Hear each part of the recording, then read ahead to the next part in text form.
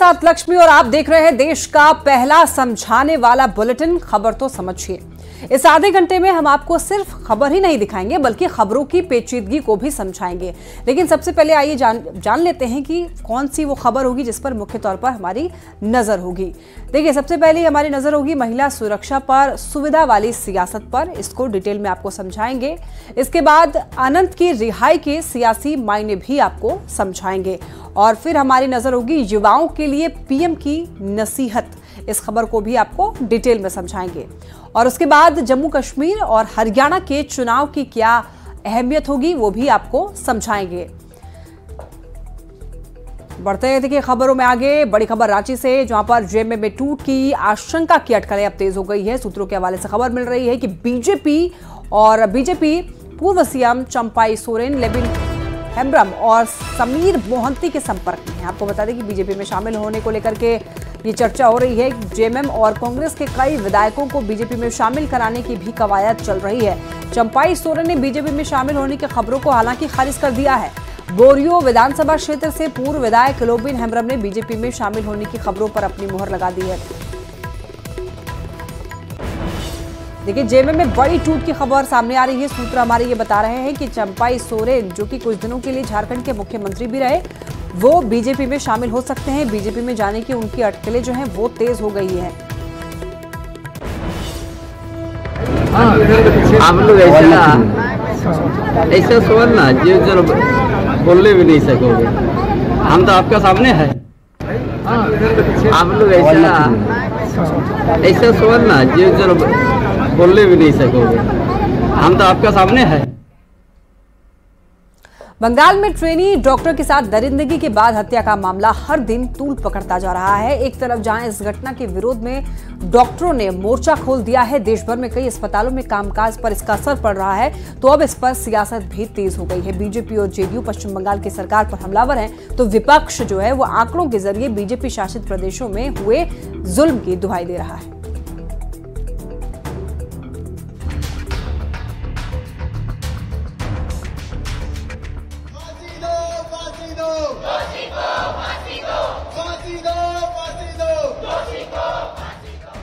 पश्चिम बंगाल में trainee doctor की 9 अगस्त को रेप और हत्या के बाद न सिर्फ देश भर के डॉक्टरों ने काम बंद कर आंदोलन का ऐलान कर दिया, बल्कि अब इस पर पक्ष और विपक्ष के बीच बयानबाजी के बाद सियासत तेज हो गई है।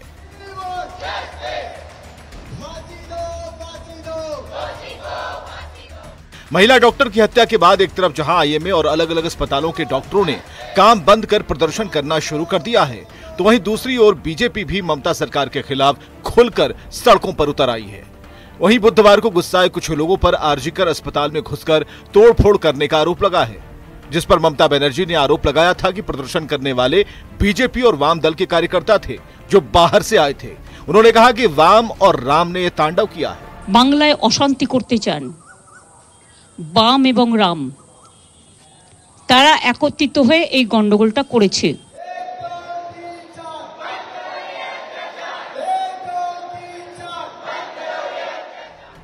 ममता बनर्जी के इन आरोपों पर गिरिराज सिंह ने जोरदार पलटवार किया और कहा कि वो सत्ता के नशे में चूर हैं, इसलिए उन्हें सही और गलत दिखाई नहीं दे रहा। एक देहात की कहानी है, चोरी और सीना जोड़ी। जो ममता बनर्जी कभी मां, माटी और मानूस की बात करती थी, आज सत्ता के मद में इतने मदांध हो गई हैं कि वोट के खातिर अपराधियों के संरक्षक बन बैठी है। बीजेपी के बाद जेडीयू के मुख्य प्रवक्ता केसी त्यागी ने भी ममता बनर्जी पर निशाना साधते हुए कहा कि ममता बनर्जी गलत और भ्रामक बयानबाजी कर रही हैं, जिससे जनता के बीच गलत संदेश जा रहा है। पिछले दिनों उनका जो आचरण है वो विचित्र रहा है। मुख्यमंत्री पद पर आसीन किसी ऐसे बड़े नेता ने आज तक ऐसे भ्रामक, उत्तेजनात्मक वक्तव्य नहीं दिए जिस तरह के ममता जी ने दिए हैं। राम और वाम को मिलाना और उसको बंगाल के घटनाक्रम से जोड़ना बहुत ही दुर्भाग्यपूर्ण है। विपक्ष भले ही इस मामले को लेकर खुद बंगाल सरकार की आलोचना कर रहा है, लेकिन इंडी गठबंधन के नेता अभी भी इस मामले पर गोल मटोल जवाब दे रहे हैं। आरजेडी नेता और बिहार के पूर्व उप मुख्यमंत्री तेजस्वी यादव ने ट्वीट कर बंगाल में हुई घटना की जांच की बात की, तो उन्होंने इसके साथ अन्य राज्यों में हो रही आपराधिक वारदात की बीजेपी को याद दिला दी। बंगाल में हुई इस दर्दनाक घटना की जांच में जिस तरह के सबूत मिले हैं, उससे पुलिस भी हैरान है। डॉक्टर हो या आम जनता, सभी का कहना है कि इस घटना से निर्भया केस की दर्दनाक यादें ताजा हो गईं। यही वजह है कि तमाम लोग दोषियों को फांसी की सजा देने की मांग कर रहे हैं। दिल्ली से अमितेश सिंह के साथ ब्यूरो रिपोर्ट, न्यूज़ 18। महिला सुरक्षा पर सुविधा वाली सियासत को जरा आप समझिए। देखिए, पश्चिम बंगाल में महिला डॉक्टर से बर्बरता पर काफी ज्यादा आक्रोश जारी है। पूरे देश भर में इसका असर देखने को मिल रहा है। देश भर के डॉक्टर जो हैं वो विरोध प्रदर्शन कर रहे हैं, सुरक्षा की मांग कर रहे हैं। कोलकाता के आरजी कर अस्पताल में दरिंदगी हुई और देखिए, बेरहमी से महिला डॉक्टर को मौत के घाट उतार दिया गया। कोलकाता की इस घटना को लेकर के एक तरफ सियासत भी हो रही है। एनडीए ममता बनर्जी की सरकार पर हमलावर है। इंडी गठबंधन के नेता खुल करके विरोध नहीं कर पा रहे हैं। ममता बनर्जी के समर्थन में तेजस्वी ने लिस्ट जारी किया है। बिहार की वारदातों का तेजस्वी ने जिक्र किया। मतलब हिंसा में भी विपक्ष जो है सहूलियत की सियासत कर रहा है। बंगाल में हिंसा की निंदा नहीं कर क्या संदेश दिया जा रहा है? हिंसा कहीं भी हो उसकी निंदा उचित है। बावजूद इसके विपक्ष को इसमें भी सियासत नजर आ रहा है। बढ़ते हैं खबरों में आगे। मोकामा से पूर्व विधायक और बाहुबली नेता अनंत सिंह आज सुबह पटना के बेऊर जेल से बाहर निकल गए। साक्ष्य के अभाव में पटना हाईकोर्ट से आर्म्स एक्ट केस में बरी होने के बाद अनंत सिंह ने न्यूज़ 18 से खास बातचीत में पुलिस अधिकारी लिपि सिंह को दोषी माना और उनके खिलाफ जांच की मांग की। अगले साल होने वाले विधानसभा चुनाव लड़ने के सवाल पर अनंत सिंह ने अपने पत्ते नहीं खोले। जेल से निकलने के बाद अनंत सिंह ने बढ़ैया के मां जगदम्बा के मंदिर जाकर के मत्था टेका। जिंदाबाद जिंदाबाद जिंदाबाद जिंदाबाद जिंदाबाद जिंदाबाद जिंदाबाद। मोकामा के पूर्व विधायक और बाहुबली नेता अनंत सिंह चर्चित AK-47 मामले में बरी हो गए हैं। पटना हाईकोर्ट ने गुरुवार को सबूतों के अभाव में छोटे सरकार के नाम से मशहूर अनंत सिंह को रिहा कर दिया। रिहाई के बाद अनंत सिंह ने कहा कि उन्हें जानबूझकर फंसाया गया था। अब निपी सिंह दोषी हुआ, हम जब निर्दोष हो गया तो निपी सिंह दोषी हो गया। सीबीआई से हम जांच मांगे हैं कि जांच कर दे। दिल्ली सरकार से भी मांगेंगे, बिहार सरकार से भी मांगेंगे। एक जनप्रतिनिधि हो, जांच होना चाहिए जी। जनप्रतिनिधि होने के नाते आप पत्र भी लिखेंगे? हाँ, लिखेंगे। तो जनता की राय है कि विधायक जी के रूप में एक बार फिर आप जनता की सेवा करें, तो आप सेवा करेंगे। जनता भगवान जो कहेगा वो करेंगे, तो पहले बोल चुके हो जी। तो जनता अगर कहेगी तो आप फिर से विधायक बनेंगे? हाँ जी। लेकिन 55 लोग हो चुके हैं, अपना इच्छा नहीं है। बाढ़ के लदमा स्थित उनके घर में साल 2019 में AK-47 बरामद हुआ था। इस मामले में पटना सिविल कोर्ट ने अनंत सिंह को 10 साल की सजा सुनाई थी। सिविल कोर्ट के फैसले के बाद अनंत सिंह ने हाईकोर्ट का दरवाजा खटखटाया, जहां से उन्हें राहत मिली है। 2019 में बाढ़ स्थित उनके घर में छापेमारी की गई थी। छापेमारी में घर से AK-47 बरामद हुआ। अनंत सिंह कई दिनों तक फरार रहे थे। अनंत सिंह ने दिल्ली के 30 हजारी कोर्ट में सरेंडर किया था। जेल से रिहा होने के बाद अनंत सिंह बढ़ैया में मां जगदम्बा मंदिर पहुंचे। यहां उनके समर्थक बड़ी संख्या में मौजूद थे। अनंत सिंह ने वैदिक मंत्रोच्चारण के साथ विधिवत पूजा अर्चना की।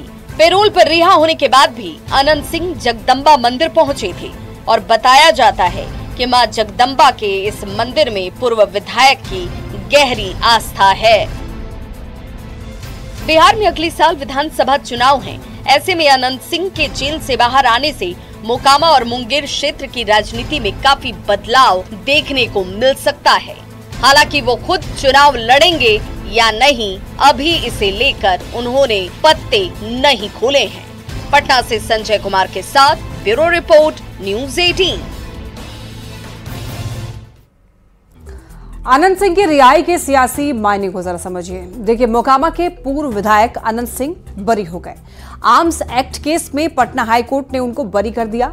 सबूतों के अभाव में आनंद सिंह की रिहाई हो गई। आनंद सिंह ने जानबूझकर फंसाने का आरोप लगाया है कि उनको जानबूझकर इस केस में फंसाया गया।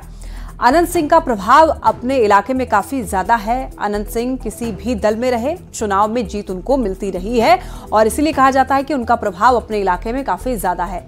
देखिए, आरजेडी, जेडीयू और निर्दलीय विधायक भी रह चुके हैं। मोकामा सीट से 5 बार विधायक रह चुके हैं और इसी वजह से कहा जाता है कि बाहुबली विधायक हैं आनंद सिंह। और देखिए, बिहार में अगले साल विधानसभा चुनाव होना है। आनंद सिंह की पत्नी जो है मोकामा की विधायक हैं, तो आनंद सिंह लंबे वक्त तक जेडीयू में रह चुके हैं और उनके बरी होने का फायदा हो सकता है एनडीए को मिले और इसे इस तरीके से सियासी गणित को समझा जा सकता है।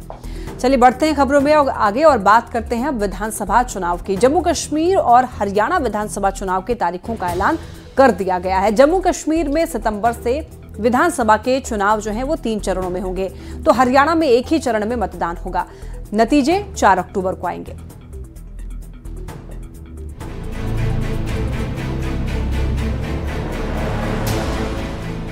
भारतीय चुनाव आयोग ने जम्मू कश्मीर और हरियाणा प्रदेशों में विधानसभा चुनाव की घोषणा कर दी है। जम्मू कश्मीर में 3 चरणों में सितंबर से विधानसभा के चुनाव होंगे, तो हरियाणा में एक ही चरण में वोटिंग होगी। दोनों ही प्रदेशों में मतगणना 4 अक्टूबर को होगी, यानी उसी दिन रिजल्ट आएगा। देश के मुख्य चुनाव आयुक्त राजीव कुमार के प्रेस कॉन्फ्रेंस के साथ ही दोनों ही प्रदेशों में आदर्श आचार संहिता लागू हो गई। Elections in J&K will be held in 3 phases.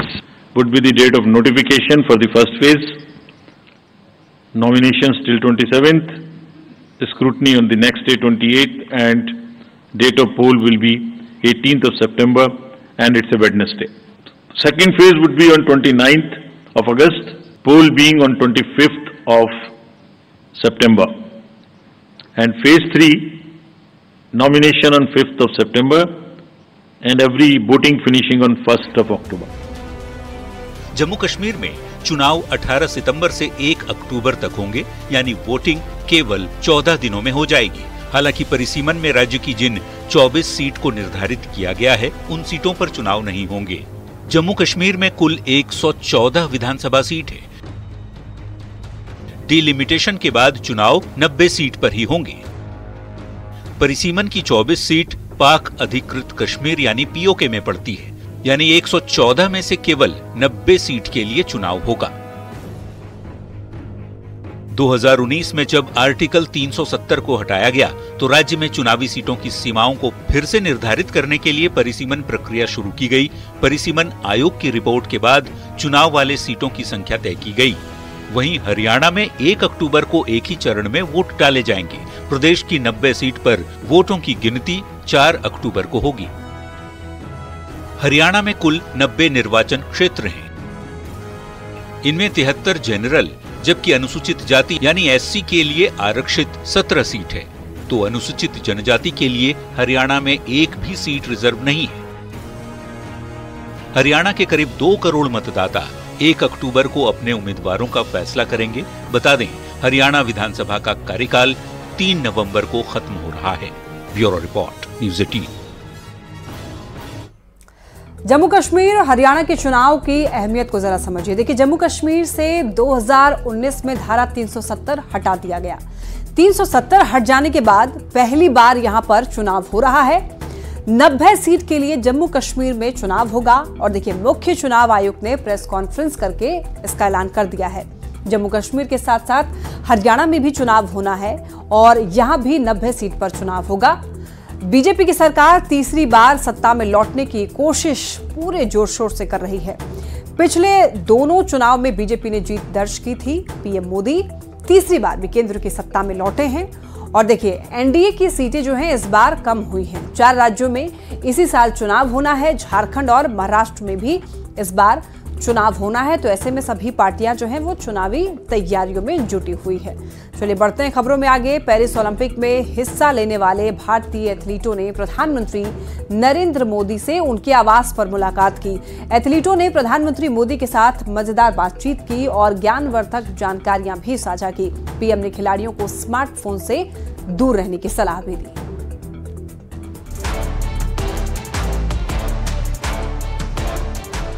Paris Olympic में भारत के खाते में 6 मेडल आए। कई एथलीट मेडल के करीब आकर चूक गए। ऐसे खिलाड़ियों से प्रधानमंत्री मोदी की आज मुलाकात हुई। प्रधानमंत्री आवास पहुंचकर भारतीय खिलाड़ियों का प्रतिनिधित्व करने वाले सभी खिलाड़ियों ने प्रधानमंत्री से मुलाकात की। मेडल नहीं जीत पाने वाले एथलीट से प्रधानमंत्री मोदी ने कहा, खेल ऐसा क्षेत्र है जहां कोई हारता नहीं है बल्कि सीखता है। जो हार गए उन्हें ये नहीं सोचना चाहिए कि वे पीछे रह गए हैं। और इसी के साथ बुलेटिन में इतना ही। आप देखते रहिए न्यूज़ 18।